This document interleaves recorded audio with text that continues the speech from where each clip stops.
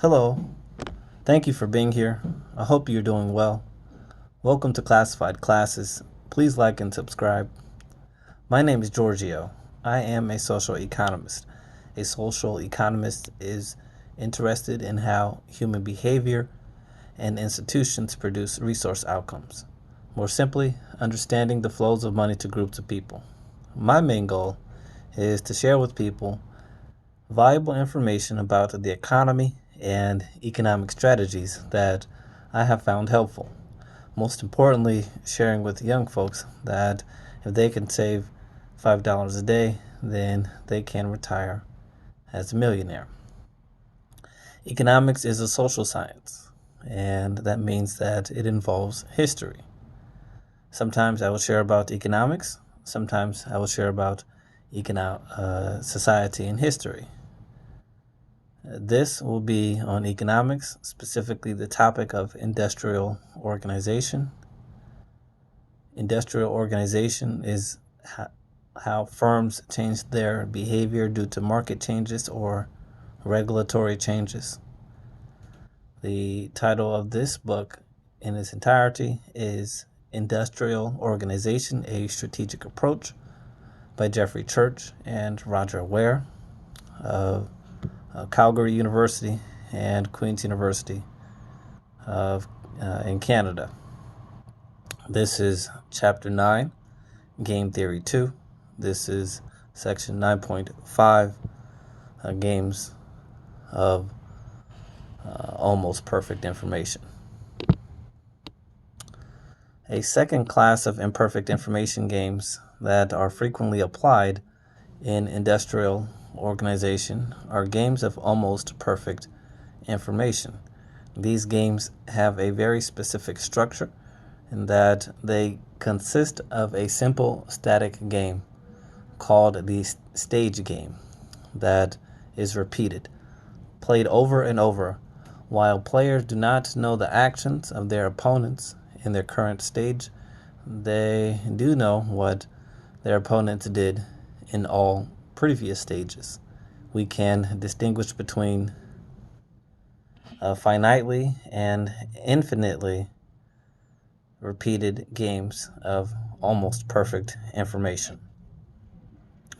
A finitely repeated game ends after a specified number of repetitions of the stage game. Infinitely repeated games, sometimes called super games, do not end. As their name implies, the stage game is repeated over and over forever.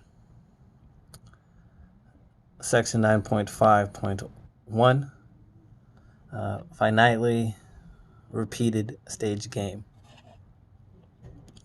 An example of a finitely repeated game of almost perfect information is the prisoner's dilemma, repeated twice. The version of the prisoner's dilemma we will work with in this section is given in figure 9.12. Figure 9.12 is a stage game. There is a matrix of 4. In the rows, there are clam and rat, and in the columns, it's clam and rat. The payoffs are 3, 3, 0, 5, 5, 0, 1, 1. The extensive form for the twice repeated prisoner's dilemma is given in figure 9.13. The payoffs for this game are the sum from each of the two stages. For instance, the top terminal node arises if both players clam, capital C, in each stage. There are 4 possible outcomes in the first stage. Open curly bracket, open parentheses, capital C, comma, capital C, close parentheses, comma, open parentheses, capital C, comma, capital R, close parentheses, comma, open parentheses, capital R, comma, capital C, close parentheses, comma, open parentheses, capital R, comma, capital R, close parentheses, close curly bracket. These possible outcomes are called histories. Notice that the information structure is such that both players know the history of stage 1 before they move simultaneously in stage 2. We can find the subgame perfect Nash equilibrium by backward induction. The decision nodes for player 1 at the beginning of stage 2 define 4 subgames. Of course, each of the subgames is identical. They are each the prisoner's dilemma of figure 9.12. They differ only in that each is associated with a different history for the first stage. The Nash equilibrium to each of these subgames is open parentheses, capital R, comma, capital R, close parentheses. Folding back the second stage by replacing it with the Nash equilibrium payoffs gives the first stage a reduced form from figure 9.14. This simply involves increasing the payoffs to the first period outcomes by 1, since the second period outcome is independent of the history of the game. We can find the Nash equilibrium to the first stage by considering its normal form, given in figure 9.15.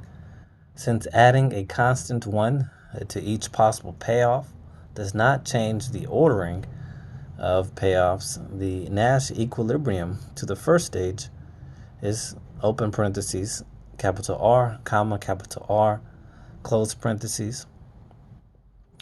The subgame perfect equilibrium strategies for both players are simply to capital R at every opportunity in both periods.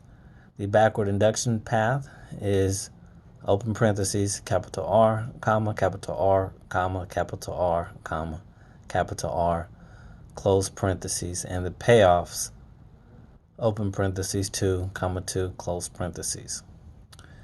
The result that the subgame perfect Nash equilibrium in a finitely repeated game is simply the Nash equilibrium to the stage game in each stage. Generalizes over the number of periods. It is not an artifact it is not an artifact of our assumption limiting the repetitions of 2 stages.